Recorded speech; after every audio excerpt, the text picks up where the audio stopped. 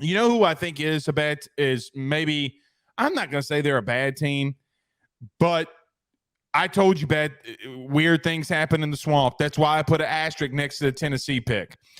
Florida physically dominated Tennessee up front on both lines of scrimmage.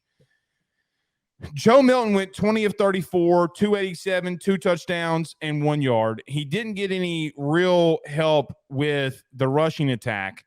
But Florida, ATN, Montreal, ATN just went off. 23 carries, 172 yards.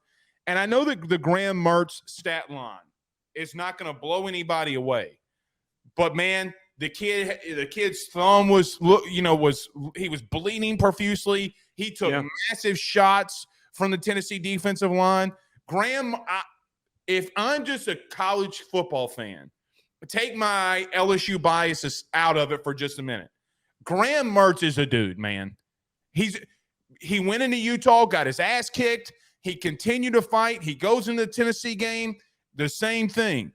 The bottom line, though, is Joe Milton is, like I've been saying all offseason, everybody's like, he can throw the ball 90 yards. I don't give a shit if he can throw it 200 yards. He's not good enough. He's not good enough. What have we seen that everybody just, magically thinks he's fantastic? A buddy that covers LSU, he kept telling me this offense isn't going to change for Tennessee. It's got to change with Joe Milton. Florida just physically dominated them in every aspect of the game, and that's how they won it. They pushed them around and did what they wanted to. I, back in February, made a claim, and it was at the beginning of the show, so it kind of went a little bit unnoticed, but I have to resurrect the thing that I talked about when we previewed Tennessee coming into the season.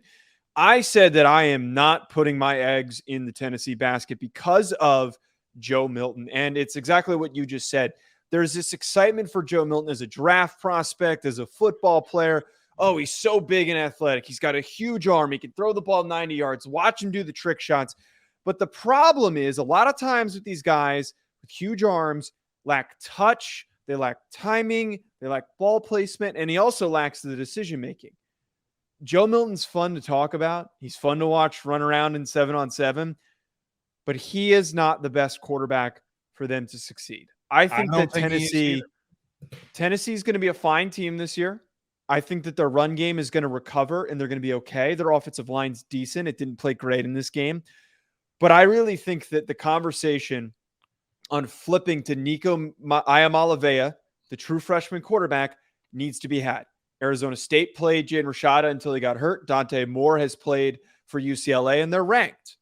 Why not go with the guy that more closely resembles Hendon Hooker's physical traits and that is going to be more successful in this offense when they don't have the same receiver talent as last year? Why not go to that guy? Instead, you're going to keep relying on a guy that just because he's a fifth-year senior, because he's been around for a long time. Joe, I think that sixth year. He's a six-year guy. Sixth year. If he has one more bad game, you got to make that switch. You can't mess around with this stuff. He's just he lost the job once, and he has not improved at all since the last time he lost that job. Number one, that I do think that's a very fine line, right? Pulling him for a freshman quarterback. It's a really fine line. Because it's a 5-star, though.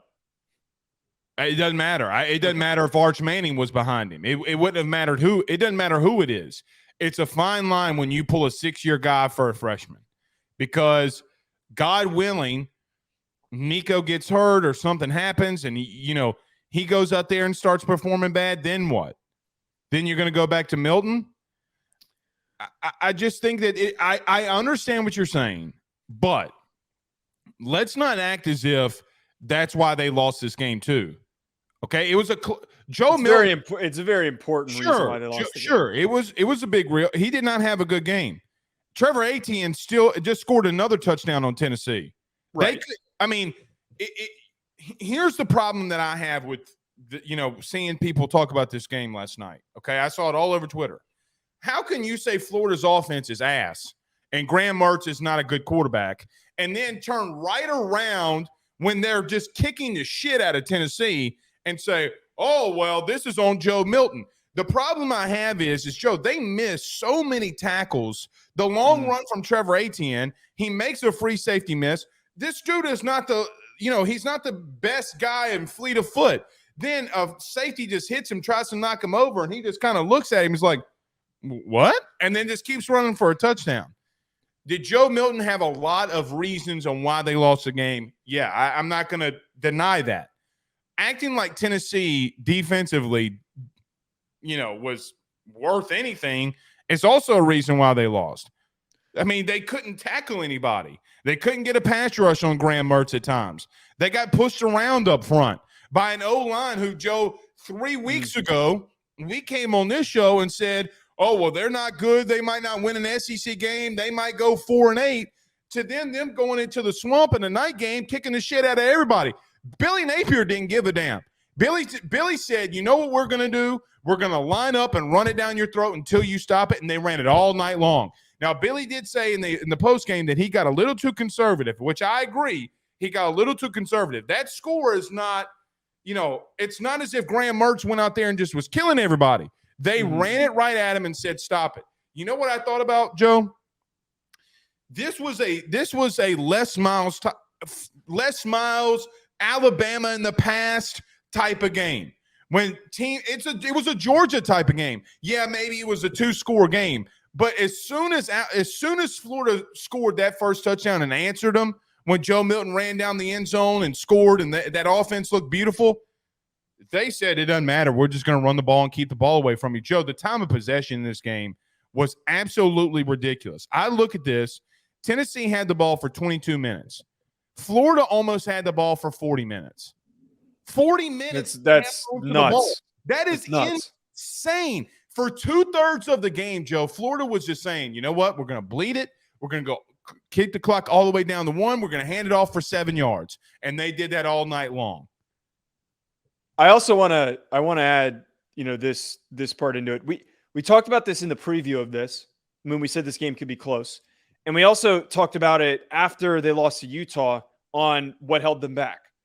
If they play clean football and they don't get all young, inexperienced, mistake-free football, they don't start playing that way like they did against Utah, this team's not half bad. And I even brought that up in the offseason that, you could get some good games and steal some games with this roster. It's not a bad roster. They've got a lot of really young, talented recruits on this team. And as long as you go out there, you inflict your identity on your opponent. And again, no false starts, no holding penalties, no stupid special teams bullshit, none of that stuff. No, the opposite happened. Tennessee was the team that had 10 penalties for 80 yards. It was on. They were the ones that had the issues. And Florida was so clean, which I don't think many of us expected. One, that was going to happen, and two, that they could do it against a really good opponent. And if they can finish the rest of the season playing the way that they did against Tennessee and not the way that they played against Utah, they can win 7-8 games. I think that is realistically possible. But what does it say about Florida? I mean, in some extent, you lost the former Pac-12 champion. Oh, well, you didn't have Cam Rising, and you have a brand new quarterback your damn self. I mean, we take so much in these week 1 losses. Utah a year ago, Florida this one. And they just start doing what they do.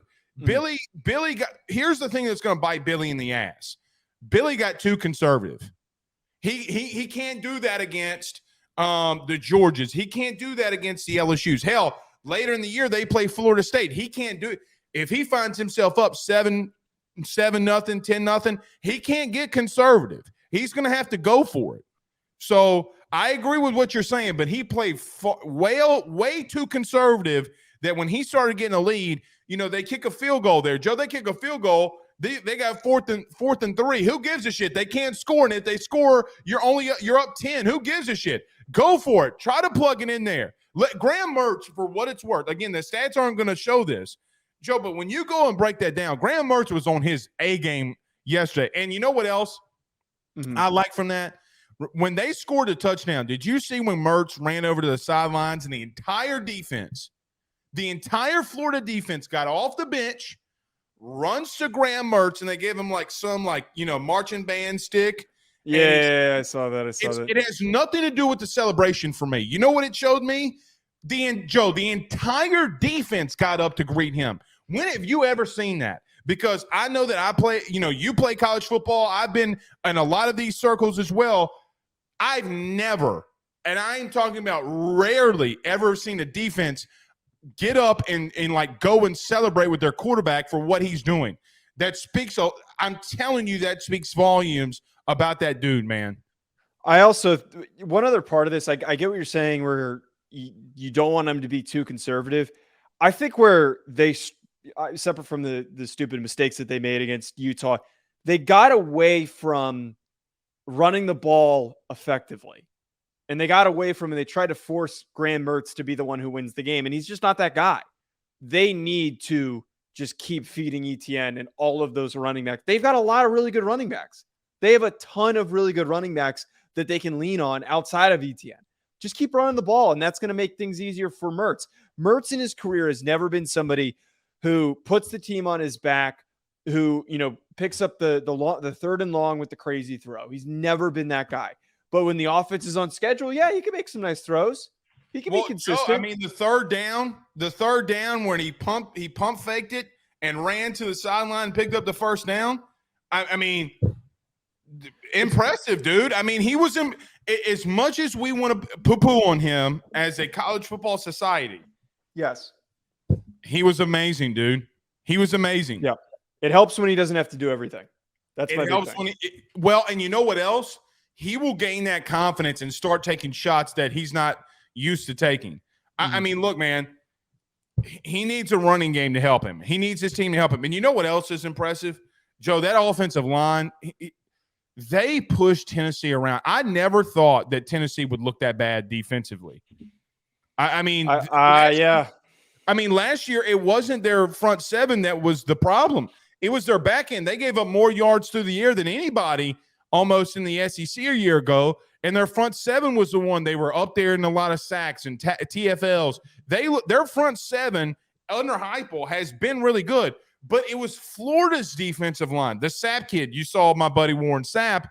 He quotes it. He goes, "Who the hell's this Sapp kid?" He thought he had a kid that he didn't know about. He's out here texting everybody saying, "Hey, is this my son? I didn't know about." But the defensive line for Florida too made Joe Milton's night hell.